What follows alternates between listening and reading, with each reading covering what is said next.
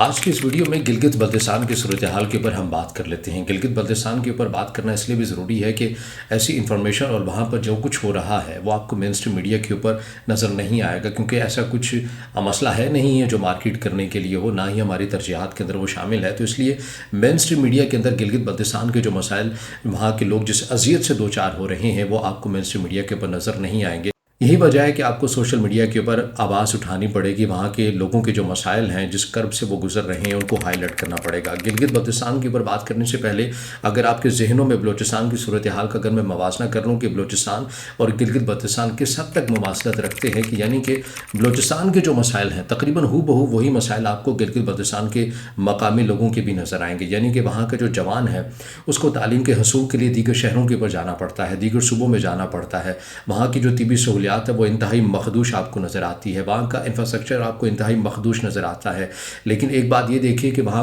بلوچستان کا جو صوبہ ہے قدرتی وسائل سے مالا مال ہے، مگر وہ قدرتی وسائل اس صوبے کے لوگوں کو، مقامی لوگوں کو کس حد تک ملتے ہیں وہ اعداد و شمار بھی آپ کے سامنے ہیں۔ اب آ جائیے گلگت بلتستان کے اوپر۔ گلگت بلتستان کے جوان کا بھی کیا مسئلہ ہے، اس کو بھی تعلیم حاصل کرنے کے لیے دور دراز ایریاز کے اوپر جانا پڑتا ہے، بہتر باعزت روزگار کے لیے اس کو دور دراز ایریاز کے اندر جانا پڑتا ہے، طبی سہولیات وہاں پہ انتہائی مخدوش ہیں،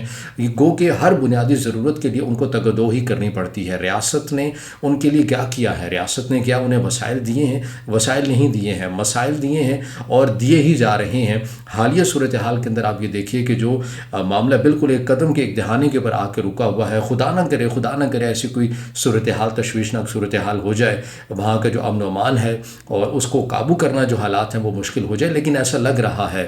جس طرح ہماری ریاست ان معاملات کے اوپر ڈیل کرتی ہوئی نظر آ رہی ہے، کچھ بھی ہم ماضی سے نہیں سیکھتے ہیں، تو یہ باتیں انتہائی تشویشناک ہوتی ہیں۔ آج وہاں کے جو لوگ ہیں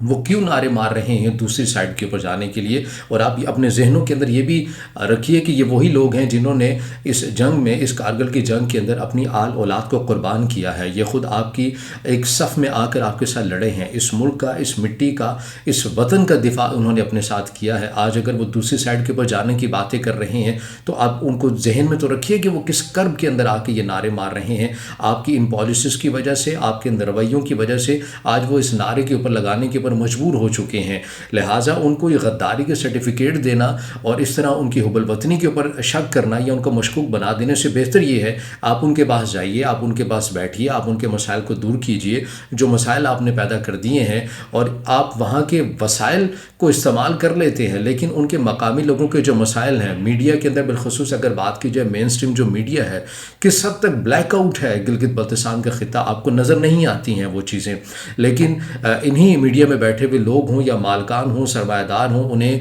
اپنے اچھے علاقوں کے لیے جانا ہو، اپنی چھٹیوں کو محظوظ کرنا ہو تو انہی علاقوں کا رخ کرتے ہیں، مگر وہاں کے مقامی لوگوں کے مسائل سے آپ کو اجنبیت اختیار کرتے ہوئے نظر آتے ہیں۔ یہ دوہرا معیار ہے۔ آپ پوری دنیا کو یہ دکھاتے ہیں کہ دیکھیے اس خطے کے اندر ہمارے پاس بلند و بالا پہاڑ ہے، سرسبز و شاداب درخت ہیں، پانی کا ایک منظم اور بڑا صاف و شفاف سسٹم ہے، لیکن آپ وہاں کے مقامی لوگوں کے مسائل کو حل نہیں کر پاتے ہیں اور ایسے قانون سازی کر لیتے ہیں۔ ماضی کے اندر بھی آپ نے ایسے قانون سازی کی ہیں جس سے وہاں کے لوگوں کا خون بہا ہے، ابھی بھی آپ ایسی عجلت کے اندر آ کے اپنے قانون سازی کر لیتے ہیں جس سے وہاں کا امن و امان جو ہے وہ متاثر ہونے کے در پہ آیا ہوا ہے۔ تو خدا را ایسی چیزوں کے اوپر غور و فکر کیجئے۔ کم از کم اگر آپ ان لوگوں کے مسائل کو حل نہیں کر سکتے ہیں تو کم از کم مسائل مزید بھی پیدا مت کیجئے۔